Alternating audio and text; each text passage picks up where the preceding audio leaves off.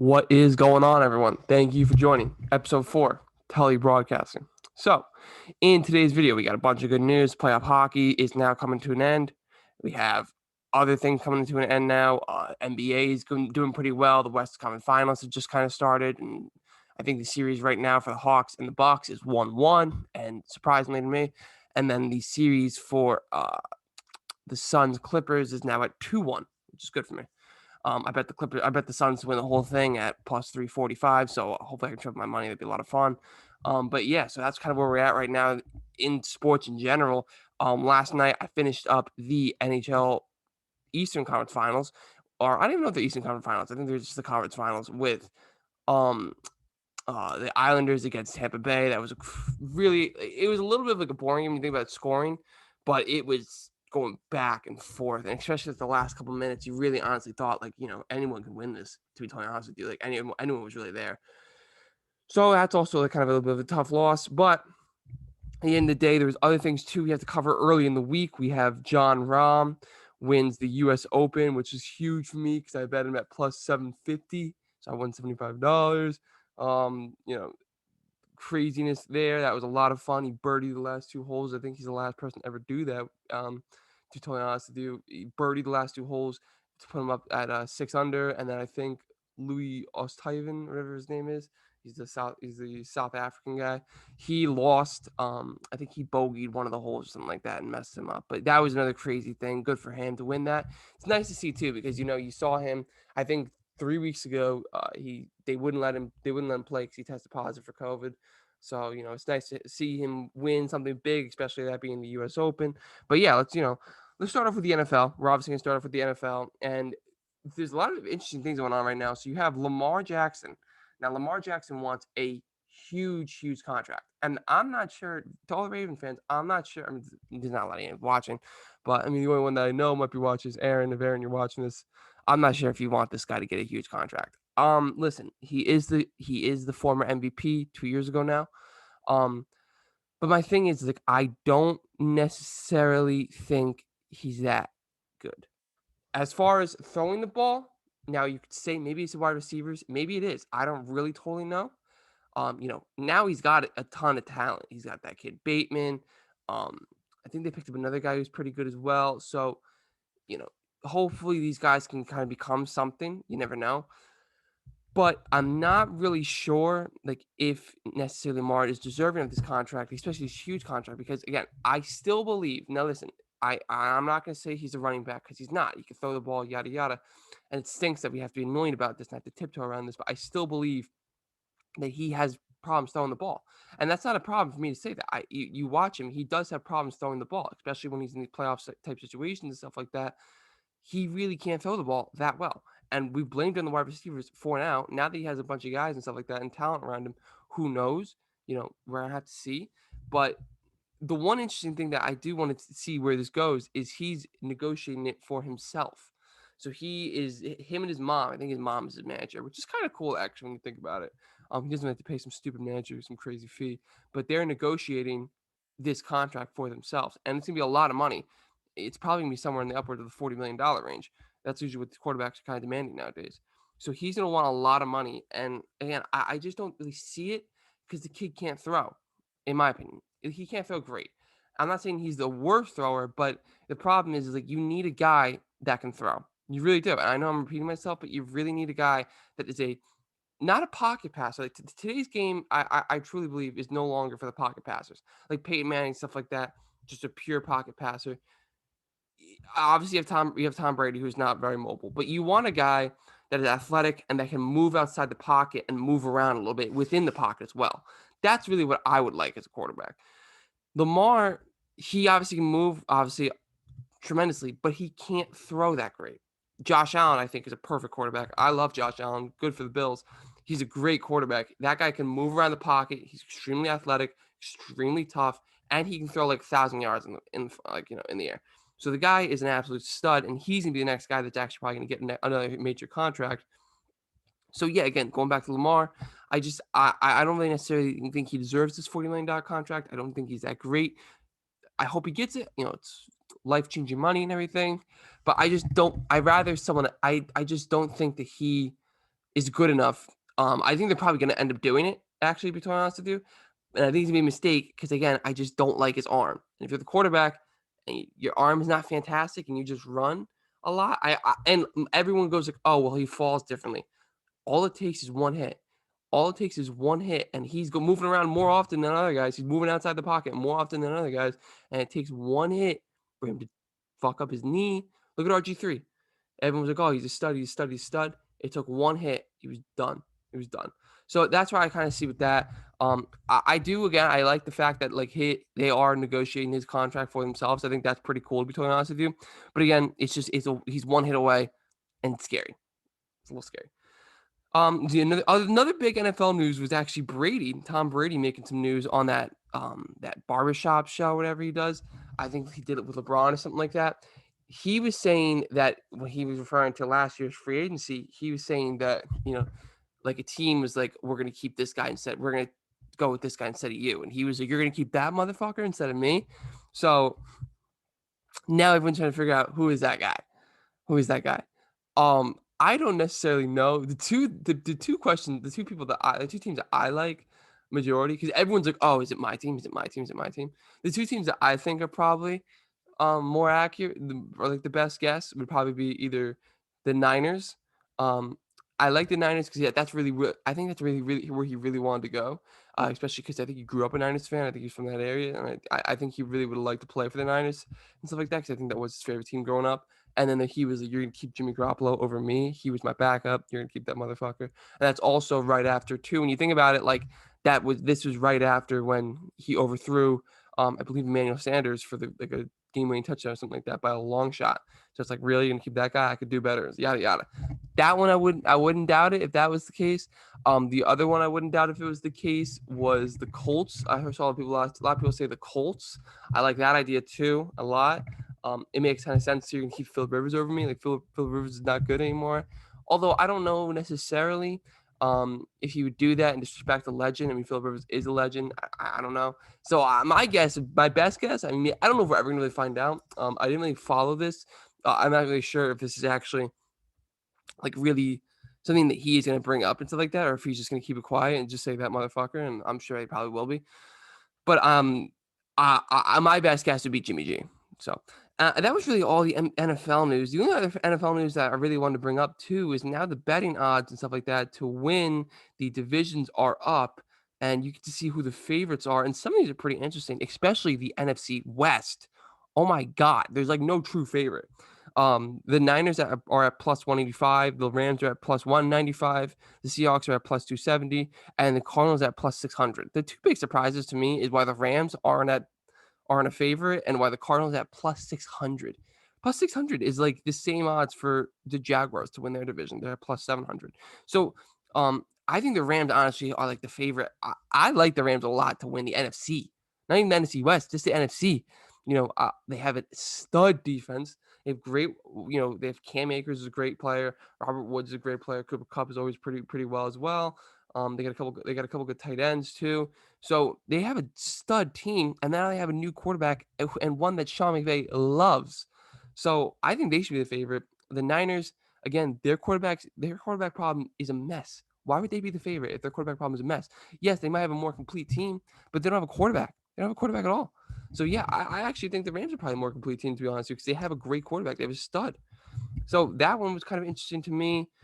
Going to the NFC, I don't get why Vegas is sleeping on us so much. But they have the Cowboys are at plus 110. The football team is at plus 260. The Giants are at plus 400, and the Eagles are at plus 550. So they have the Giants at plus 400. Plus 400? Are you kidding me? That's an absolute ridiculousness. That is absolutely ridiculous.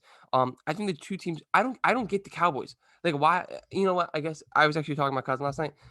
Everyone does this all the time for the Cowboys. They always say, "Oh, the Cowboys, this is their year. This is their year. This is their year." But it's never their year. And you want to know why it's especially not their year this year? Is because they're so freaking like old. Or sorry, they have no defense. They just have no defense. I don't know why I said they're old. I had a brain fart there. But they have no defense. They have absolutely no defense. And yes, they drafted a lot of defensive players. I think their whole draft was majority defensive players. And they got Michael Parsons, who I think is an absolute stud. But that defense last year has the same players for the most part. And they're all butt. They haven't brought any good free agents, to be honest with you. They've only drafted, and that's gonna take a while for those kids to become anything. So I don't understand. Like their defense is so astonishingly bad. Like, yes, their offense is really good. Yes, no arguing that. If Dak Prescott can come back from that injury, which is a big kind of a little bit of an if, but if Dak Prescott can come back from that injury, and you have CD Lamb and stuff like that, you have Hugh who is kind of balling out in camp right now. You got guys like Gallup's pretty well. Zeke's you obviously have Zeke too. I like their tight end Dalton Schultz and stuff like that. And Amari Cooper, I'm forgetting. So they have nothing but weapons, nothing but weapons. But to say that they're the favorite, I think is ridiculous. I think the two teams, honestly, and call me a homer and everything, whatever. But I think the two teams that are probably like looking like to be the favorites are the football team, the Washington football team, and the Giants. I think either one of those. I think we're both the favorite because we have the better overall defense, and I think our offenses are really well too. Now, my big thing, I think we're actually honestly built very similar. We both have really good defenses. They have better defense than us. Obviously, they have like a top 3 defense in the league. Um, so they have a better defense than us. But I think we have a better offense because we have better weapons. I think Saquon's obviously a better running back. I think Anton Gibson, I think, is their starter, or yeah, that's probably their starter. I don't really know anyone else. They do have they have like a split backfield, but I think we have better. Kenny Galladay is better than, or maybe he's not better, but they're very close in comparison to Terry McLaurin. So, we have better overall pieces. I think personally, I think we have our tight ends, just the duo in general is probably better than Logan Thomas. So, I think generally we have the better offense. But the thing that, is gonna really honestly make or break the football team and the Giants season is whose quarterback is gonna play above average. Whose quarterback is not gonna lose a game.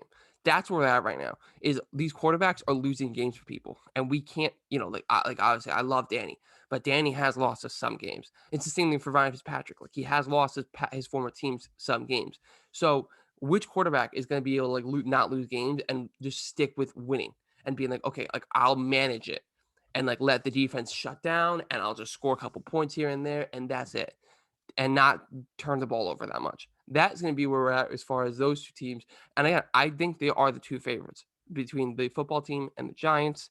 Looking at these, most of them kind of just make sense to me. Nothing else is kind of like jumping out. I'm not really seeing anything that crazy, to be totally honest with you. So yeah, I mean, that's just really it. Like, I'm just so aggravated with Vegas. I mean, I guess I like to see like sleep on us, like sleep on us. I'm fine with it, but it's so aggravating just watching how Vegas always sleeps in the Giants and always says the Giants are gonna suck.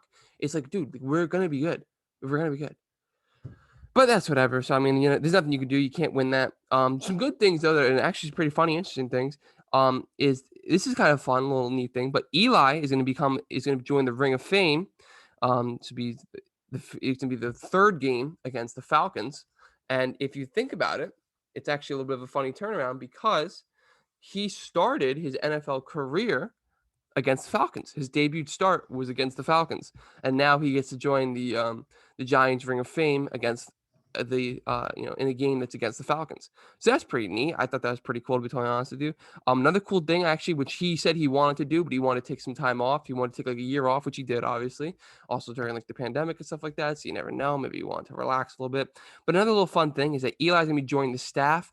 Now they gave him some weird title. I don't really know what it is, but to be totally honest with you, he's probably gonna be just like by the quarterbacks. If Daniel doesn't stay around, it's whoever the next guy is. But if it's Daniel for a while, like he's gonna be around there. He's gonna be around like the football team in general, just kind of doing good things for the staff. I thought it was really cool. I really wanted to see him join the staff. Obviously, it's Eli. We all love Eli. Um, he made a funny Tom Brady joke. I'm not gonna repeat it, but he made a funny Tom Brady joke in like a little interview with I think Sean O'Hara, I think it was. So yeah, it was nice video and stuff like that. Again, I'm really happy for the guy. He's a great guy, great player. Looking forward to seeing what he could do, especially as he could be like a nice little role and help out. Not Daniel. He's obviously not in the coaching staff, but he's gonna be around the. He's definitely gonna be around the team, 100%. Great leader, so I'm looking forward to seeing that. Another big time news for the Giants. This is great news for the Giants. Is that Saquon Barkley? He released a video of him working out. And actually, if you remember, I think 2 weeks ago now, he was asked like, "Oh, where are you at in your recovery?" Yada yada, and he was like, "Yeah, like I'm doing good." And that was it. He didn't want to say like what he could do, if he can cut, yada yada. And that was smart. Now they've just released video of him doing like like sort of ladders. They were just, yeah, they're probably, I guess you can call them ladders, but like they were like little like hexagons on the ground that he just was stepping his foot in. So he was stepping his foot back and forth and stuff like that. And you could see him actually be able to like move really quickly. And his agility is obviously amazing and stuff like that. Oh, he's so fast and everything. So you could see all of that. And that is fantastic for the Giants. Something that we definitely really need, especially if we want to be good and everything, be able to play with. He's going to be a huge game changer for us. And I always forget that we have him. Go Jersey. But I always forget that we have him. Gonna win the Norris. Sorry. But I always forget that we have him. I'm like, oh my God, we have Saquon Barkley. Like, he's gonna kill it. So he's gonna open up everything for the whole passing game, for Danny, everything. I can't wait to see, especially too, because our run blocking was amazing last year. It was amazing, especially for guys like Wayne Gallman. I love the Wayne train, but Saquon's way better. So if you can continue to block for like you did for Wayne Gallman for Saquon, oh my God, the possibilities are endless. They really are. So that's a great video. I'm super excited to see the kid is back and he's playing well and perform, and hopefully he can perform and actually start to play. Excited to see that. Now we'll go into the NBA and we'll finish off with the NHL, right? All right, guys. So the NBA, the Sixers lost. So the process is officially over. Sorry, Sixer fans. Sorry, Richie, if you're still listening, but he's my only Sixer fan that I know. That's pretty tough. It is pretty tough. It's a tough way to, especially because you've been waiting. Like, when was Joel Embiid drafted? Let's look that up. I think he was drafted in the 2014 draft. Um, Joel Embiid, 2014 is the third pick in the 2014 draft. So you've been here now for almost what? Is that 7 years now? Yeah, you've been here for 7 years now, waiting to see that. He's like, trust the process, trust the process. And you guys have trusted the process. I appreciate the fact that you have, but I'm sorry to say it's over now. Ben Simmons is trash. He's trash at shooting. He could do everything else, which is so funny to me. Like, he can legitimately, he's a fantastic defender. He's a fantastic passer. He can do everything else. But the man, as a point guard in this game, if you're a point guard, you need to be able to shoot. And he cannot shoot. He can do the opposite, which is nothing. He legitimately had a wide open layup, and he was so afraid to miss it that he actually passed it out. It was wide open in the fourth quarter. And I think it was like, honestly, to put them up.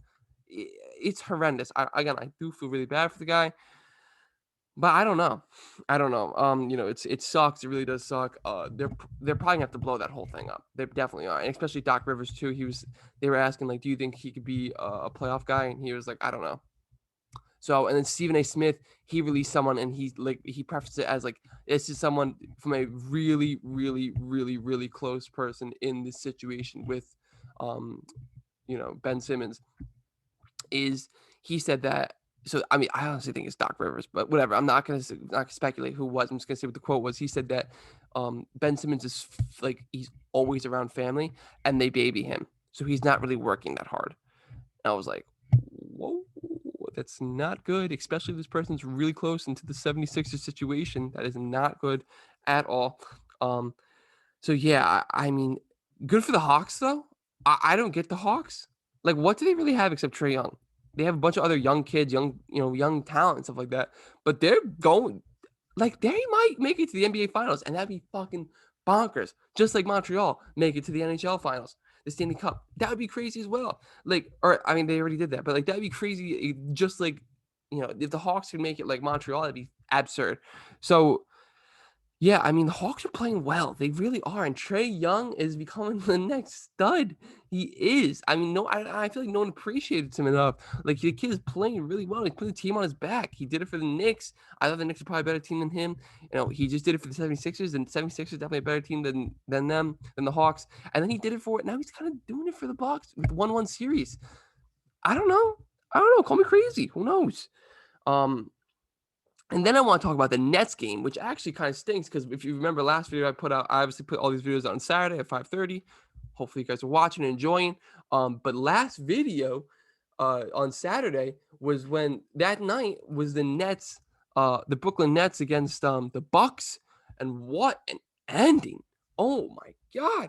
First of all, KD was like two inches away from sinking that three. If he just got his toe just off the line, that would have been absolutely ridiculous.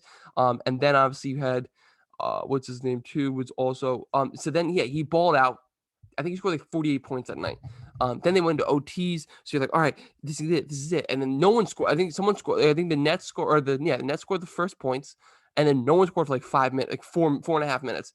Then like the Milwaukee Bucks scored like to get them up to advance, to put them up. And then, obviously, like it's a 2-point game or something like that. And what's his name goes for the same exact shot. Katie goes for the exact same shot, shoots it, is so tired that he sadly airballs it. And listen, I'm a KD fan, to be honest with you. I really am. Even when he went on the Warriors, I always like guys that just want to win. I do. I like guys that want to win, and he wanted to win a championship. I've always liked KD, um, even when he left. So I'm not gonna be mean or anything like that to him. But yeah, it was pretty crazy. So yeah, that's really just that. As far as that was really an insane game, insane series. Now I hope the Suns win. I want the Nets to win, but I hope the Suns win, to be totally honest with you, especially because I have that bet going on, so I want the Suns to win that. I like Chris Paul. I think CP3 is deserving of a championship, but if it can't be the Suns, then it's got to be. I'm cool with the Bucks and Giannis winning as well. So it's either or. You never know. But that's really it. Again, I'm not really following the NBA that heavily. I'll like watch. I'll watch it like in between like the NHL playoffs and stuff like that. But again, I'm not following it too heavily. So yeah, I don't know if you guys really are. If you guys would like me to start following it heavily, I will. But I will just watch the scores and stuff like that, and then like listen to like commentators and see like what they have to say about the game. That's really it.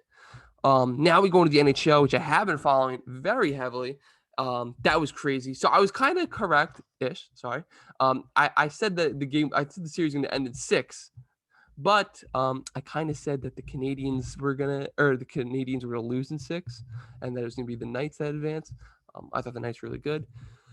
But no one could have said, like, nobody. If anyone told you like, oh yeah, the Canadians are gonna make it to the finals, you'd be like, all right, dude, shut up. Like no one was gonna predict that. I completely thought he was gonna be the Knights, especially because how Fleury was playing too. But then he just stopped playing well in the fourth game. Just he like, let up everything. It was crazy. I think that was the turning point for the Knights. Is once he messed that up and stuff like that, he just wasn't himself anymore because he was on this huge hot streak, balling out. And then once he messed that up, they're like, ugh.